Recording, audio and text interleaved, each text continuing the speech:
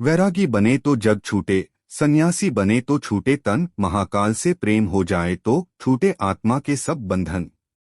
नमस्कार दोस्तों, स्वागत है आप सभी का हमारे YouTube चैनल ज्ञान सागर पर। और आज चिड़िया वाली बूढ़ी माँ की कहानी हम आप सभी को सुनाने वाले हैं। दोस्तों, चिड़िया वाली बूढ़ी माँ का मंदिर जो कि गुजरात में स्थित है, यह एक सच्ची कहानी है। दोस्तों, कौन है यह चिड़िया वाली बूढ़ी माँ? क्या है चिड़िया की कहानी? आइए जानते हैं। इस कहानी के माध्यम से, इस कथा के माध्यम से एक बात और दोस्तों, अगर आप यह कहानी सुन रहे हैं तो पूरा सुनिए। इस कथा को आधा अधूरा छोड़कर जाने की गलती मत करिएगा, क्योंकि इस पवित्र कथा को आधा अधूरा छोड़ने से आपको पाप भी लग सकता है। इसलिए इस कथा को पूरा सुनिए। आप शिव भक्त हैं तो भोलेनाथ का अनादर ना करें।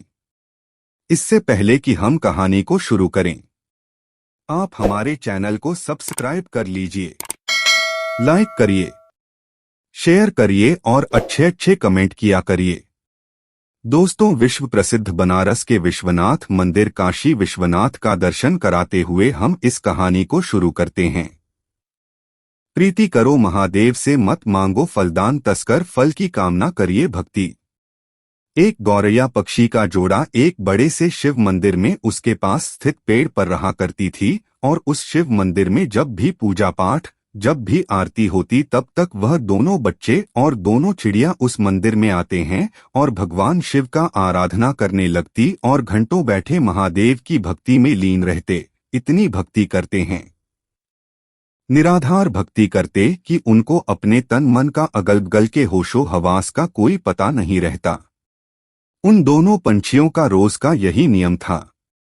सुबह शाम जब भी मंदिर में घंटी बजती, आरती होती, तब पक्षी उस मंदिर में पहुंच जाते हैं और भगवान शिव का आराधना करने लगती। उसके बाद अपने बच्चों के लिए और अपने लिए चारा पानी का व्यवस्था करते हैं। उन दोनों पक्षियों का, दोनों चिड़ियों का यही रोज का नियम था। और दोस्तों, उसी मंदिर के बगल में थोड़े ही दूर पर एक बूढ़ी माँ का घर था। उस बूढ़ी माँ को कोई संतान नहीं थी। उनके आगे पीछे देखरेख करने वाला उनका कोई नहीं था। अकेले अपना जीवन व्यतीत कर रही थी। और उस बूढ़ी माँ को पक्षियों के प्रति बड़ा लगाव था और चिड़ियों को, पक्षियों को बहुत प्रेम किया करती थी। उनके लिए रोज नित्य प्रति अपने घर के छत पर पानी, दाने, यह सब चीजें डाला करती थी। उस बूढ़ी माँ का यही काम रोज का था। और वह दोनों चिड़िया उस बूढ़ी माँ के छत पर आती हैं और आसानी से दाना चुगते, खाते पीते और उसमें से कुछ अपने बच्चों के लिए अपने साथ ले जाते हैं। इसी तरह उनका जीवन व्यतीत हो रहा था। आराम से चिड़ियों का पेट भर रहा था और निश्चिंत होकर वह भगवान शिव का आराधना कर रहे थे। अब इसी तरह दिन गुजर रहे थे। एक दिन की बात है, वह बूढ़ी माँ बीमार हो जाती है। वह अपने बिस्तर पर पड़ जाती है। उनका बहू बेटा तो कोई था नहीं कि उनका उपचार करते, उन्हें दवाई वगैरह लेता। अब बूढ़ी माँ बिना दवा के इसी तरह बिना सेवा बिस्तर पर पड़ी रही। अब वह अपनी छत पर दाना पानी नहीं डाल पा रही थी। अब जब गौरैया पक्षी उस बूढ़ी माँ के छत पर दाना चुगने के लिए आते तो वहां दाना पानी नहीं देखते हैं, तो सोचते हैं कि बूढ़ी माँ कहाँ चली गई, दाना पानी क्यों नहीं डाल रही हैं। इसी तरह 2 दिन बीतते हैं, 3 दिन भी बीतते हैं। धीरे धीरे वह बूढ़ी माँ कमजोर होने लगती है। बिना दवाई और देखभाल के एक दिन उनकी मौत हो जाती है। अब जब वह बच्चे देखते हैं कि बूढ़ी माँ का कोई पता नहीं चल रहा है और छत पर दाना भी नहीं डाला जा रहा, वह तो घबरा जाते हैं, बहुत ही परेशान होते हैं और उस बूढ़ी माँ को पूरे गांव में आसपास ढूंढने लगते हैं, खोजने लगते हैं। खुद से खोजते थक जाते हैं तो माता गौरैया अपने पति से कहती है, स्वामी, बूढ़ी माँ का कोई पता नहीं चल रहा है। बूढ़ी माँ कहाँ चली गई? वह हमें दाना पानी दिया करती थी और अन्य पक्षियों की देखरेख किया करती थी। हमने उनको सब जगह ढूंढ लिया, लेकिन वह मिली ही नहीं। अब हम क्या करें? उस गौरैया का पति कहता है कि प्रिय, हमने हर जगह बूढ़ी माँ को तलाश किया, एक जगह हमने उन्हें नहीं देखा। उनके खुद के घर में, हमें उनके खुद के घर में जाकर देखना चाहिए। शायद वह बीमार तो नहीं। अब यह कहने के बाद वह गौरैया पक्षी बूढ़ी माँ के घर चले जाते हैं, और जब अंदर जाकर देखते हैं तो बूढ़ी माँ अपने बिस्तर पर लेटे हैं। उनके शरीर में कोई हलचल नहीं। उनके चेहरे पर, उनके बदन पर मक्खियां भिन्न भिन्न आ रही थी। वह पक्षी अपने पंखों से उन मक्खियों को हटाते हैं। बूढ़ी माँ को जगाने की कोशिश करते हैं, लेकिन उनके शरीर में कोई हलचल नहीं। अब गौरैया का पति कहता है, प्रिय, बूढ़ी माँ अब इस दुनिया में नहीं रही, उनकी मृत्यु हो चुकी है। यह देखने के बाद दोनों बच्चे बहुत ही निराश, बहुत ही उदास होते हैं। उन्हें बड़ा ही दुख होता है। अब उन्हें दाना चुगने के लिए दूर दूर जाना पड़ता है। अब इसी तरह शाम हो जाती है। शाम को जब मंदिर का घंटा बजता है, आरती होने लगी। उस मंदिर में पहुंचती है और एक पैर पर खड़े होकर भगवान का जप करने लगते हैं। 1 घंटा बीतता है, 2 घंटे बीतते हैं। इसी तरह बहुत लंबा समय बीत जाता है। इसी तरह बिना खाए पिए लगातार महादेव की भक्ति करते रहते हैं। ऐसे करते करते 1 महीना बीत जाता है। उन पक्षियों ने महादेव का भक्ति नहीं छोड़ी, महादेव की भक्ति करते रहे। यह चीज देखकर महादेव भोलेनाथ बड़े ही प्रसन्न होते हैं और उन पक्षियों को दर्शन देते हैं और कहते हैं, हे गौरैया, तुम्हें क्या चाहिए? तुम जो मांगोगे मैं वह दूंगा। मैं तुम्हारी भक्ति से, इस अखंड भक्ति से बड़ा ही प्रसन्न हूँ।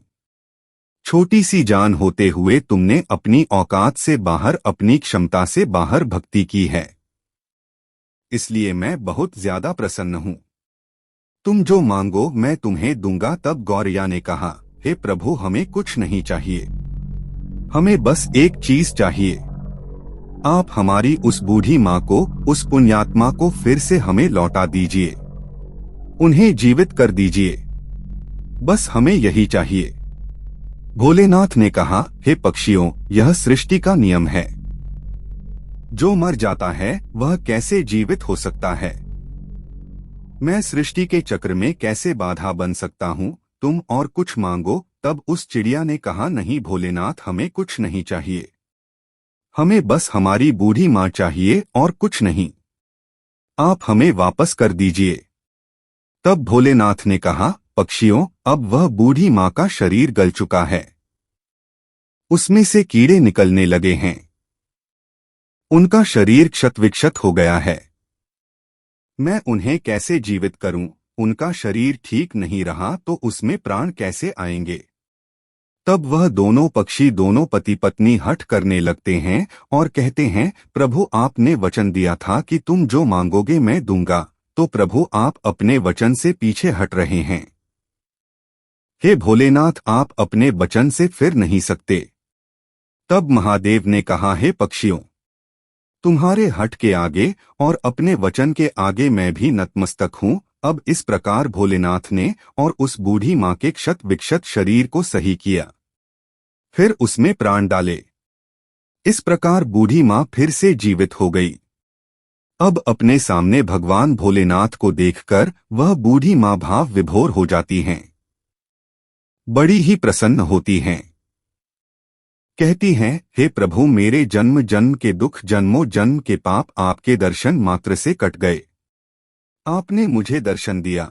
हे प्रभु, मैंने ऐसा क्या पुण्य किया था, मुझे जीवित कर दिया। तब भगवान शिव ने कहा, हे बूढ़ी माँ, तुम्हें मैंने तुम्हारे कारण नहीं जीवित किया है, मैंने तो तुम्हें उन दोनों पक्षियों के कारण जीवित किया है।